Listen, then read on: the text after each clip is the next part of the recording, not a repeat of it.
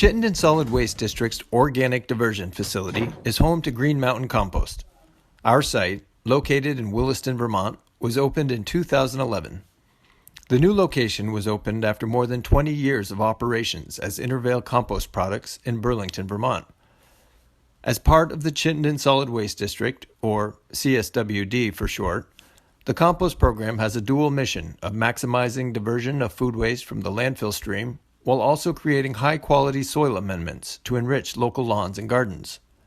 CSWD collects residential and commercial food waste as well as leaf and yard waste from a network of 7 drop-off centers located all around Chittenden County. Landscapers and residents may also bring these materials directly to the facility. In 2019, CSWD was awarded a $500,000 infrastructure grant from the Vermont Agency of Natural Resources. The matching grant funds were used to expand and improve the compost facility. Work completed in 2020 and 2021 included installation of nearly 7 acres of stone pads and access roads, extension of 3-phase power to the relocated screening area, and equipment purchases of a windrow turner, haul truck, and stacking conveyor. The project is nearing completion in 2021 and will enable much greater efficiency in the operation. The transition to utilizing a windrow turner is a critical component of the expansion efforts. This machine is now being used for multiple operations throughout the compost process, and it replaces 4 pieces of heavy equipment previously retained to get the same amount of work accomplished.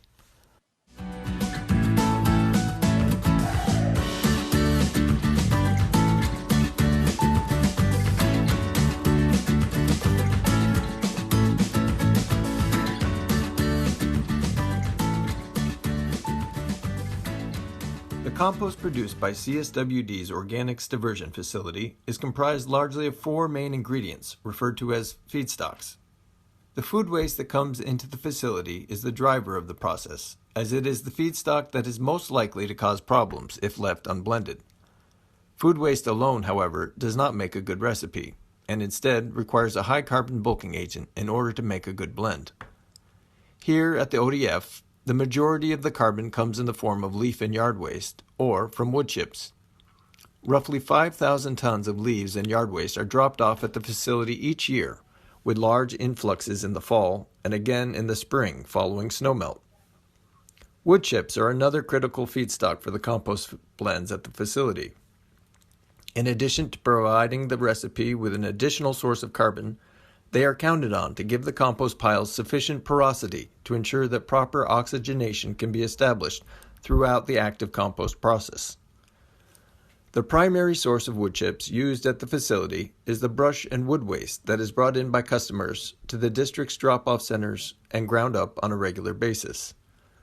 During periods when this stream of wood is insufficient to meet the needs of the compost recipe, additional wood chips are purchased from local sawmills.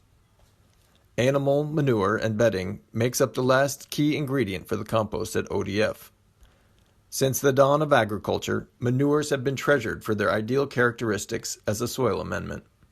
Chock full of nutrients and microbes critical for robust plant growth, inputs such as horse manure and bedding also start with an ideal ratio of carbon to nitrogen for composting. Including manure and bedding serves as a buffer to other inputs that may vary over time. The food waste that drives the composting process at ODF comes in all forms and from all sources. From school cafeterias to grocery store discards to residential plate scrapings to food manufacturing, pretty much any food sources that were once part of a living animal or plant can be composted at our facility. When combined all together and irrigated with enough rainwater to bring the moisture content up to the target range, the bacteria that make up the driving force of early-stage composting get right to work, converting putrescible organic matter into stable soil components while creating heat and carbon dioxide in the process.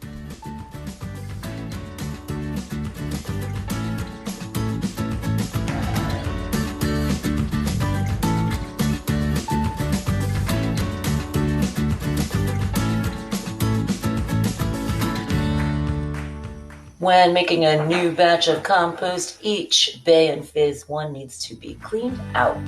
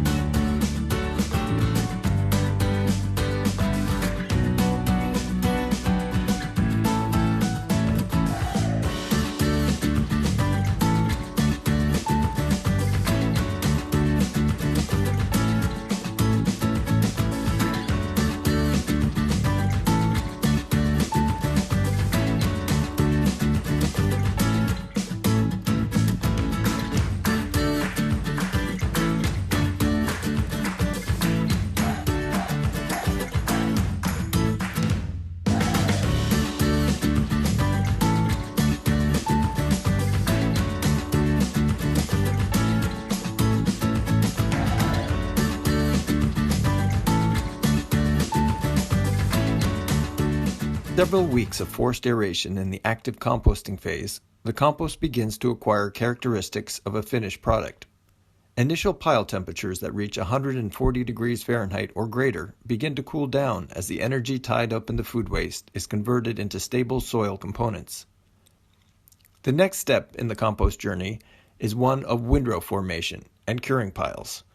The compost is hauled to the windrow pad, where it is placed into long rows, sized perfectly for the windrow turner to straddle and complete turns. Prior to the arrival of the windrow turner, the organics diversion facility utilized an excavator to turn the windrowed compost. This allowed staff to stack materials into very high piles, but was an incredibly slow and inefficient process. The previous method took roughly 2 weeks of staff time in the excavator to turn the entirety of the curing compost piles. Since the arrival of the windrow turner, this process has been shortened to a mere 4 hours. This improved efficiency has enabled staff to focus on other critical pieces of the process.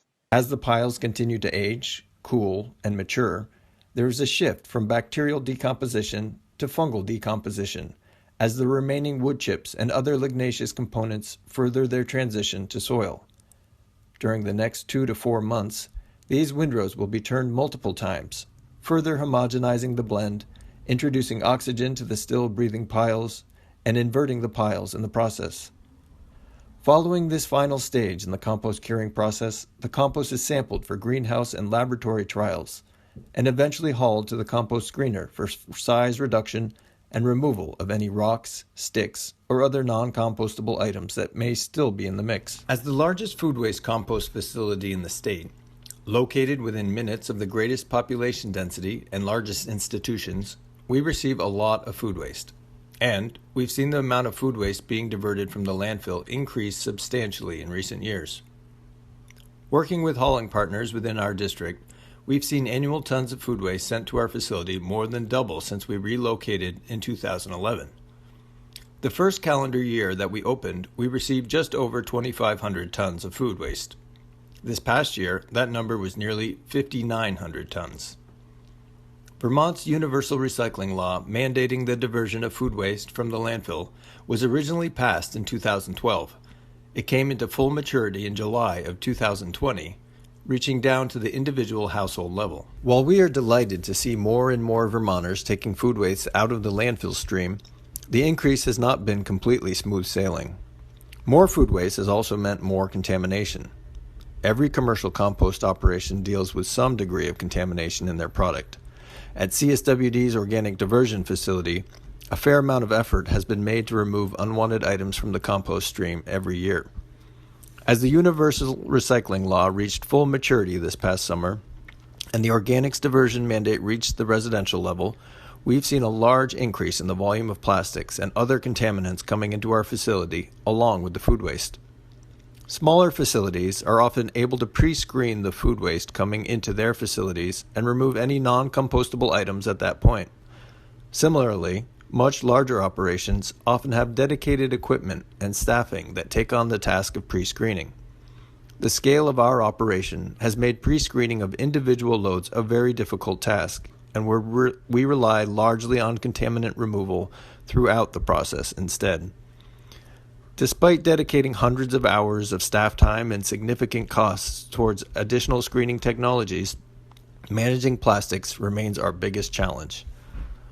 The recent addition of a windrow turner to the operation has the benefit of exposing plastics contained within the piles with each pass it makes, making them visible and more accessible for collection throughout the process.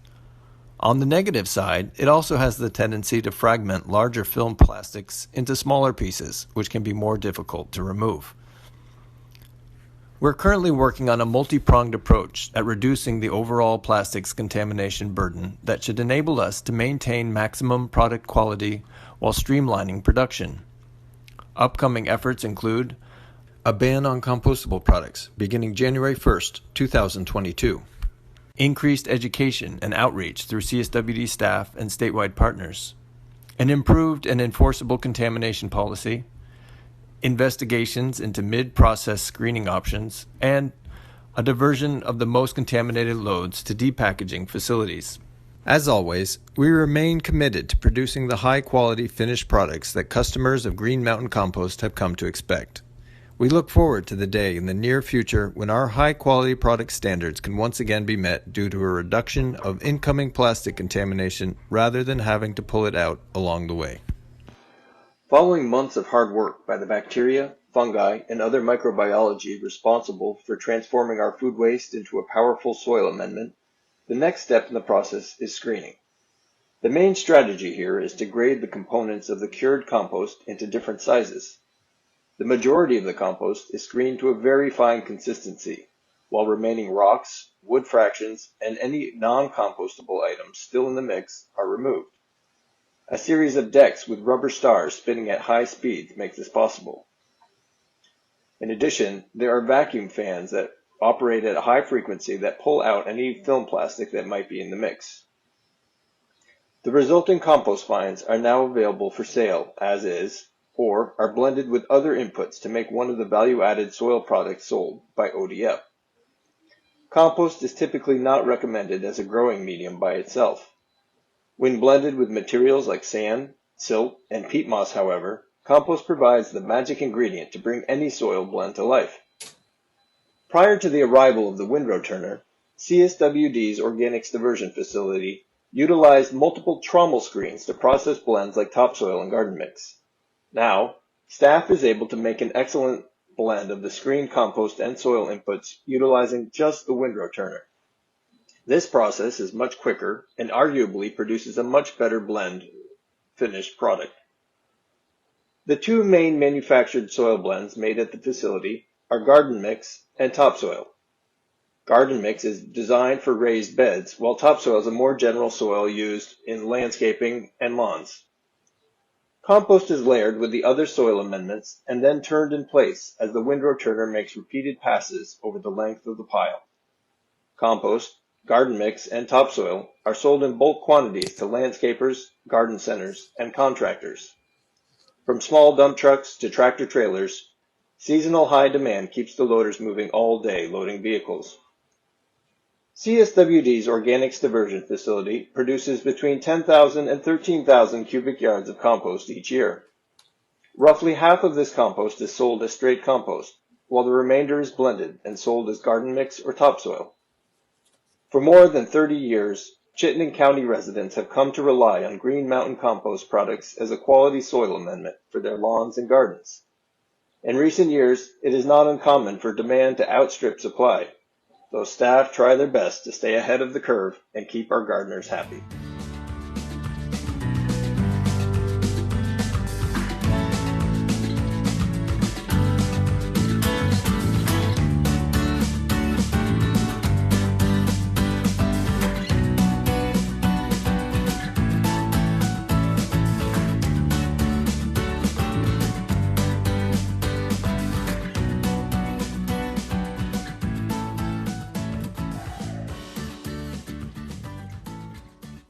All right, that was the tour. Hi, everybody, again. So I hope you were able to see that well and hear it well. I know I would rather be in person for a tour like that, but I really appreciated all the different perspectives and to get to see inside things and see how they changed and cleaned the bays. And anytime I can see a video where they use the words putrescible and lignaceous in one time, it's a good day. It's a good video. So I'm gonna turn things over to Dan and see if we've got any questions in the chat. It looks like we have about 20 people on the call, so it's not a big group. So if you do, Dan, hopefully you're okay with this. If you do want to just unmute yourself, or I can actually probably do that, you can ask your questions verbally. Yeah, that'd be fine. And I noticed there's several colleagues and CSWD folk on the call as well. If you are interested, feel free to add questions, because probably you learned some things that you didn't know watching that. And I wanted to start by thanking Rhonda and Ethan, who were the filmographers for that. They did a great job, and Rhonda is with us as well. But yeah, happy to answer any questions about the process. A lot of it is new.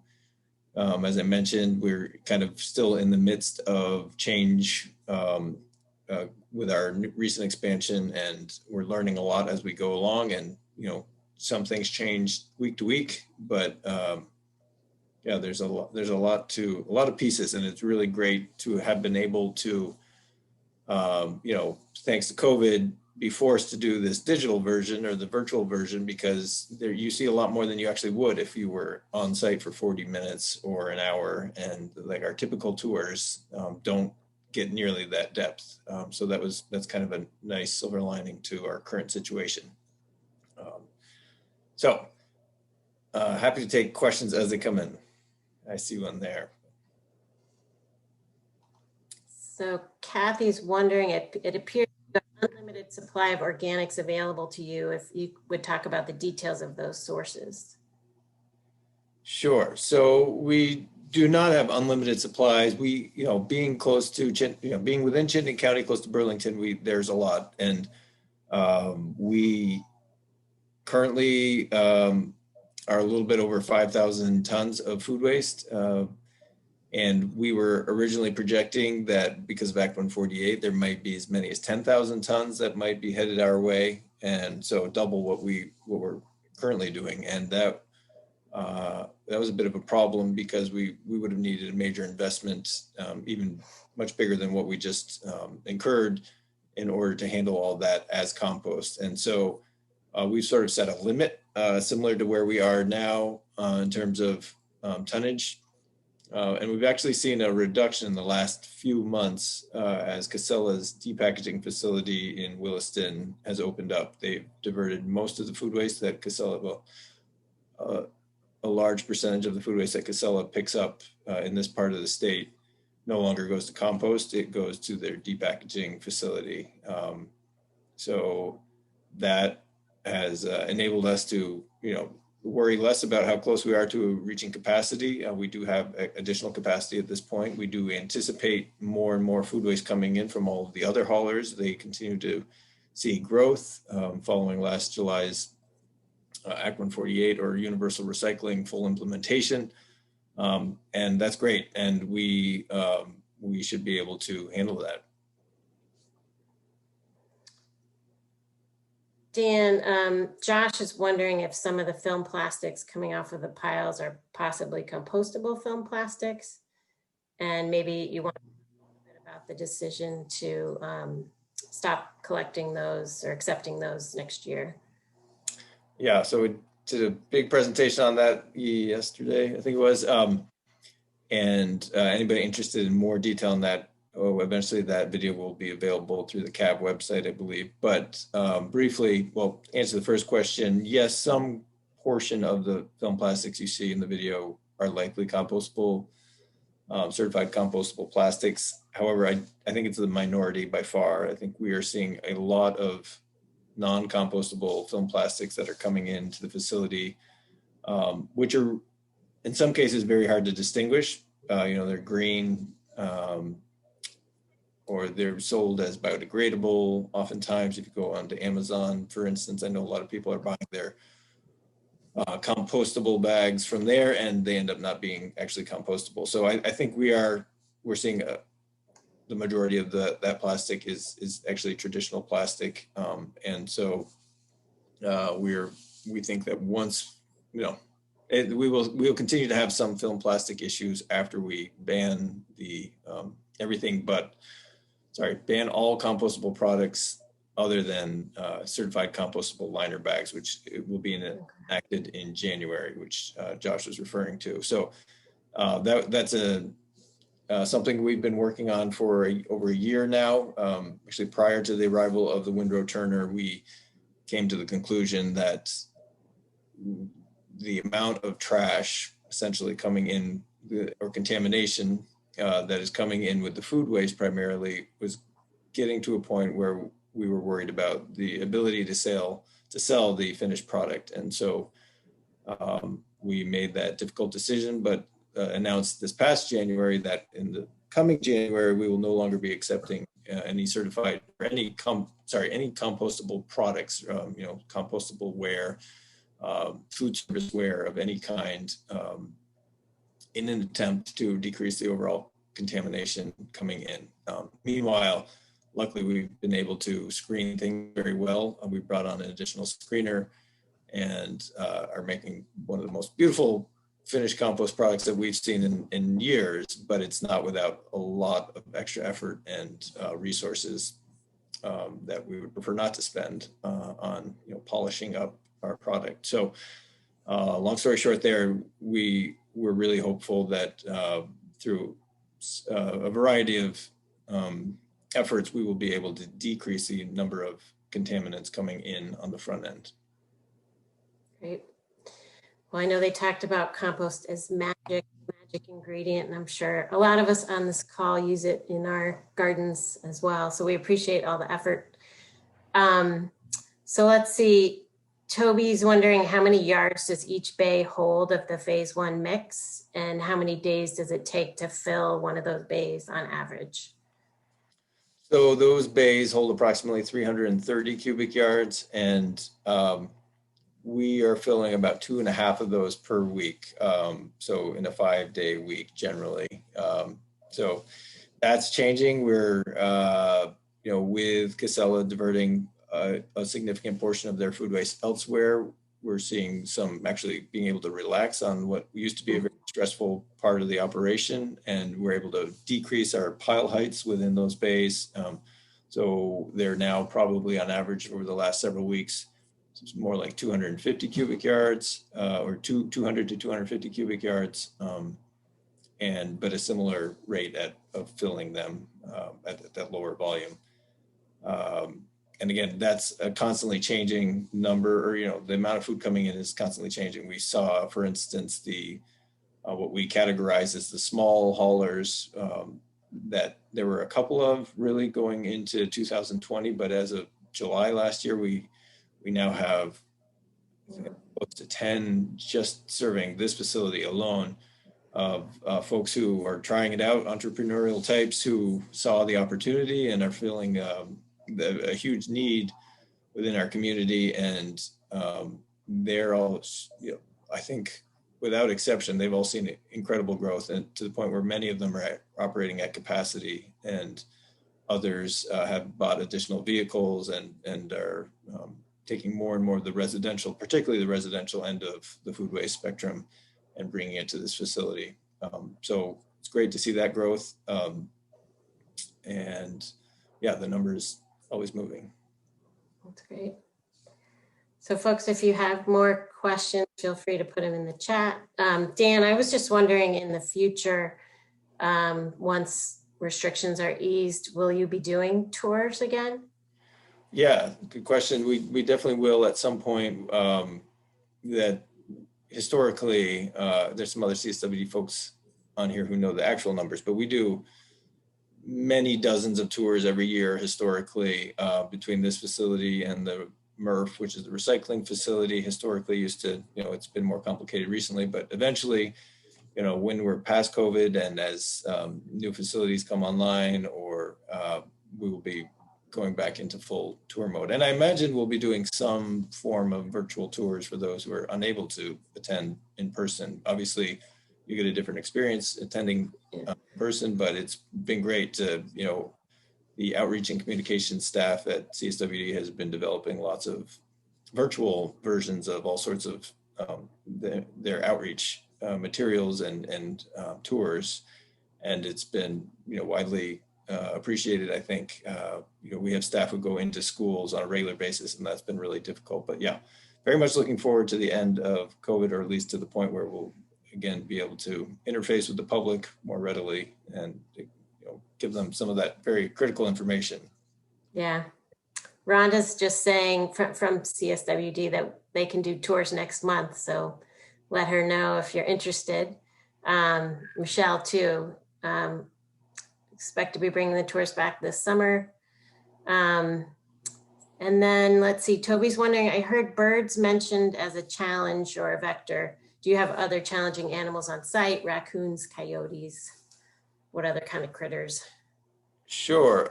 We are on the edges of Williston's kind of urban center and therefore on the edge of the, whole urban kind of suburban part of Chittenden County, and which is a great place to be for convenience, but also it puts us on the edge of some big wilderness zones. And so occasionally we will see other critters coming through. I saw a bobcat last year. That was very exciting. Keys that occasionally come through. But in terms of vectors, it's not been super problematic. An occasional small mammal we will see, certainly, but not very often at all. There have been rats have been an issue from time to time, as with most large compost facilities. Even if you're doing an excellent job at controlling them on site, there was an instance I remember a number of years, probably 5 years ago, where we had one of our haulers had a roll-off container from an event where they had been collecting food waste at an event, and for whatever reason, it was sitting there for a good week prior to coming to the facility. And by the time it came to the facility, I happened to be there to see it dropped, and there were 10 or more rats that jumped out of that container as the food was being dumped. And so even if you can control them, you might still have some from time to time. So we do a great job of controlling those, and it's not an issue at the moment. But birds, seagulls and crows come show up seasonally, and we're not too far from the solid waste transfer station and the depackager in Williston, run by Casella. And so if they can't get access to food here, which we strive for that to be the case, and they pop over there and wait for good pickings there, and lots of restaurants and other things for that nearby as well. So always a challenge, but one that we're in much better shape on than at our former location at the Intervale in Burlington, where we were between the Winooski River and Lake Champlain. So it looks like Dan is wondering if the consumer drop-off at the facility is on schedule for reopening. Yes. So we've temporarily relocated the food waste drop-off, particularly to the solid waste CSWD drop-off center, which is a half mile down the road from our location. And that was because when July hit and we saw a huge explosion in the number of people diverting food waste, we were a bit overwhelmed with the traffic, and it became a safety issue. And then that compounded with COVID, it was challenging. And then on top of that, we started our construction for the expansion. And so we had all sorts of vehicle traffic moving through. And so we relocated it. So we're now collecting food waste from that location on a daily basis and bringing it back to this facility. And it's made everything doable. But long term, certainly we anticipate having the ability for individuals to drop off food scraps directly at this facility, and that's planned. We've given ourselves until I believe 2022 to bring that back, because we have some potential other construction happening that for which that would be in the way. But yard waste drop off, leaves and garden trimmings and that sort of thing, that still can be dropped off whenever we're open, and that we anticipate that not being interrupted for any length of time in the near future. So it should be a one-stop shop soon again for drop off of organic material. And one thing that we're actually looking to expand is that for folks familiar with our facility in Redmond Road in Williston, to drop off wood waste, that also has to go half a mile down to the other facility. And eventually we're hopefully bringing that to our within our facility as well. So to make it that much more convenient for folks who are looking to get rid of their organic waste and not necessarily all the other municipal solid waste and or recycling that they might have. And Michelle also reminds us that there's no fee for dropping off food scraps at the CSWD drop-off center at the end of Redmond Road, and they're open Monday through Saturday from 8 to 3:30. And Dan, is that only for Chittenden County residents? The solid waste, yes, the drop-off centers run by CSWD are designed for use only by Chittenden County residents. And that the free drop-off, that's not commercial loads, that's residential Yep. loads, small quantity food waste for which that applies. There is a fee for commercial loads that do come directly to the facility. That's like under 30 gallons, right? I believe 30 gallons Yeah. is that cutoff, yes. I just got a question about that from someone today, I think on Facebook. So, any other questions for Dan? I have one, Ann. If I'm just gonna, rather than type it in, if I could Great. ask. Yeah. And I think it's a great example of a facility that's supported both by the tip fees coming in and the finished product sales. And I'm curious how that works from a financial aspect. It's a municipal owned, correct? And if you're profitable, does that get rolled back into the facility expansion? And if so, that's awesome. I was just curious, as a lot of private folks are trying to figure out a way to make money and stay in business, but it seems that you figured that out at Green Mountain.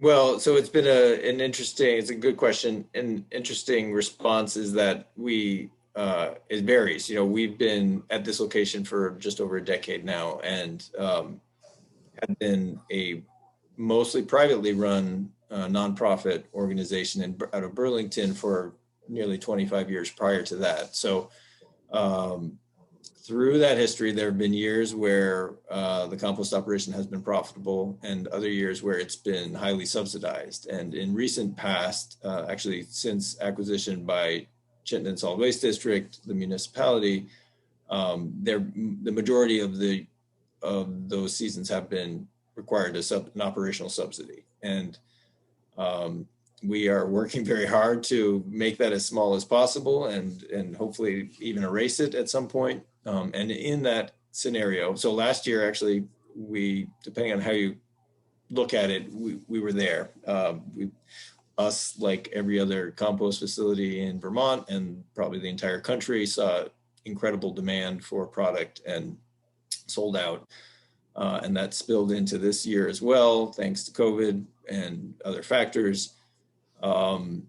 And so in those scenarios, yes, some of those funds would go back towards capital improvements. And, we are, because of our expansion efforts, we have no shortage of new capital spending that is occurring. We were very fortunate to receive the Vermont DEC grant for some of that, but it is a matching grant. And so they contributed 40% towards certain components, and then we contributed the other 60% or more, and certainly exceeded the overall grant match quantity for the current project. And then there's more spending envisioned in the next year plus in other areas too. So it may be a while before we're carrying the district financially. I don't think that's going to be something we're worried about near term, but we are certainly getting much closer to that being a break even, and that is the goal long term, is that we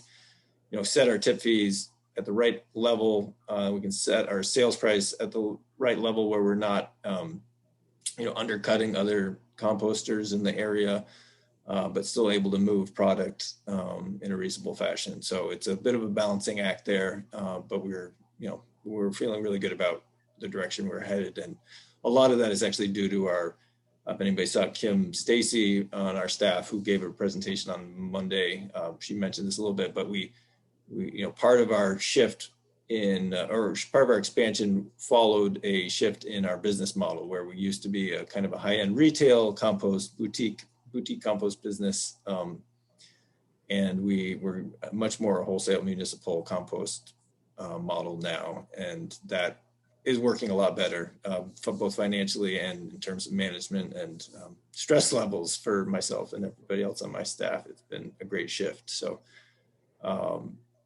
and we've got great support. Both, CSWD's got a large staff, biggest solid waste district in the state, certainly, and that's incredibly helpful. And we've got an excellent board, a few of whom are present today, but the support that we've gotten from all of them and our executive director has been phenomenal over the last several years to kind of help us get over the hump on this and start seeing greener pastures in terms of that balance. Dan, someone has a question more on the micro level, and they want to know if you comment on composting garlic mustard when it's harvested for invasives. Yeah, that's a good question. So, there are quite a few invasive species in our area, both, Chittenden County, but also statewide and certainly nationwide and worldwide at this point, right? And the fears around composting them all depend on how they're being composted. So there's a lot of times we will recommend that you do not compost invasives that might be spread, either invasives or potentially diseased plants also that could easily be spread and affect your own land or your neighbor's land or whatever at home. So when you have a commercial compost facility, we get to high temperatures very rapidly, and they're maintained for a long amount of time. The biological diversity within the piles is very robust, and the biological activity is really making it intolerable for pathogenic material, both human pathogenic material as well as plant pathogenic material, almost without exception. And also similarly, once you get up to a certain temperature, I believe it's 141 degrees Fahrenheit for whatever I say is going to be inaccurate, but maybe at least 7 days, somewhere thereabouts, maybe even less. If you can maintain that temperature for that long, then you're almost ensured weed seed reduction or killing, destruction. That's the word I was looking for. And similarly, a lot of the other plant tissue that you might be worried about, rhizomes and roots, they will not survive our compost process either. So something like garlic mustard in our facility, we don't even probably set it aside to handle it separately. There's some others that we want to know about when they're here, just so, like poison ivy or wild parsnip, that sort of thing, where if somebody fell into a big pile of it, it could be problematic. So we ask to be notified when those roll into the facility, and we put them in the recipe right away, but they do break down readily. And even things like, Japanese knotweed, we see large quantities of that, and our piles do a great job of breaking that down as well. So backyard composting is a very different story, but if you're going to a commercial facility, generally, so long as it's incorporated in a timely manner and kept at high temperatures throughout that process, rather than spilling off the edge of a pile, if you're doing windrow composting, for instance, then it's fairly easily controllable. So kind of along those lines, someone is curious, test for persistent herbicides in the compost or screen the animal bedding for it ahead of time. I know this came up a little bit in the video, but maybe you want to talk a little bit more about that. Sure, yeah. So we do. We like to say that we have the most highly tested compost for persistent herbicides in the country, and that is because we had that incident in 2012 and kind of helped write the rules around what is now allowed for some of these herbicide use in the country. So as a result, we take several measures. We add a high carbon wood ash to the front end of the process, which we think protects us significantly. And we test, we do growth trials of approximately every 100 cubic yard batch that we make within our greenhouse to screen for the presence of trace amounts of persistent herbicides by using the most sensitive broadleaf species. We use fava beans and clover for that. And then in addition to that, we regularly sample composite samples and send them off to the University of Montana, which has the only, from my point of view, the only reliable lab in the country that can test for these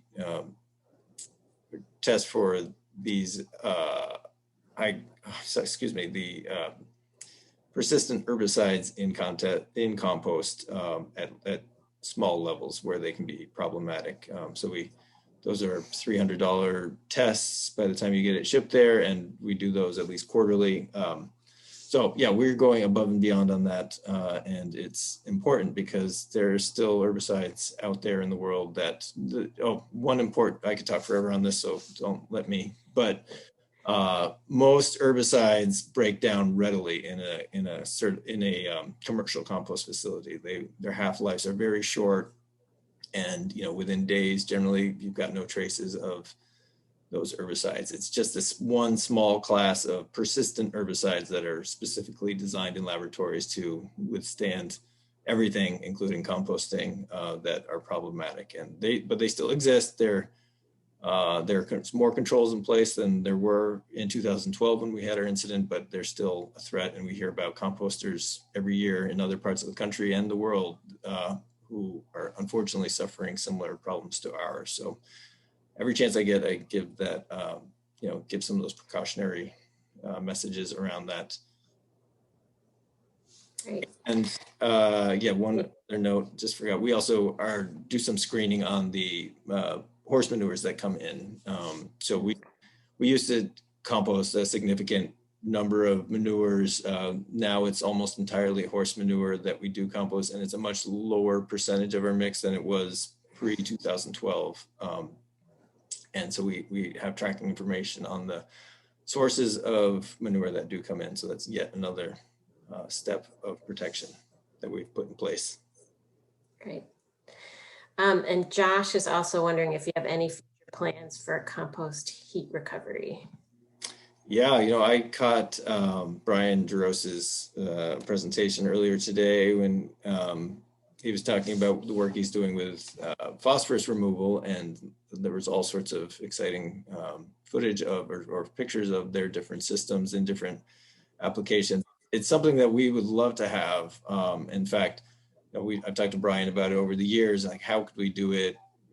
What would be the best use for that technology within our facility? And technologically speaking, it wouldn't be too difficult. There's some capital pieces that we'd have to overcome. The biggest challenge for us has been how to efficiently use the heat that you do capture. Obviously, it's a great source of energy that is just being lost to the atmosphere, and if you can capture it, you should do so.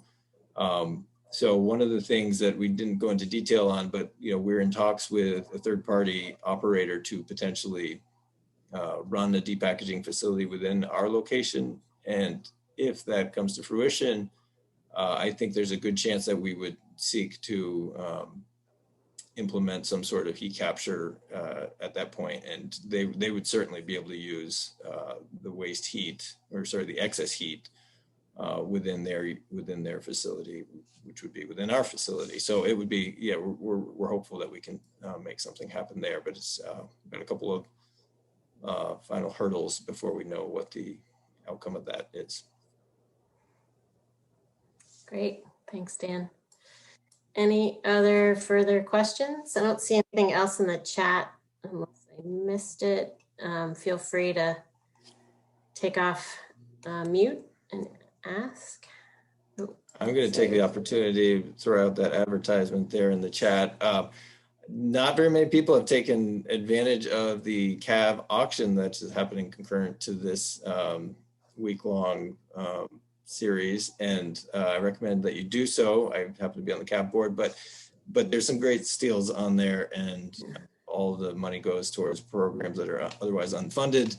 And with not very many people having taken part, you can get a really good deal. So click on that link, and once we close out, make sure you bid on something. I'm going there next. So if we don't have any more questions, I just really wanted to thank Dan for taking the time to talk with us about this facility, answer our questions, and also to Ethan and Rhonda and the fabulous team at CSWD for putting together that video. I didn't realize that those were the folks that had done it. I want to thank all our sponsors again.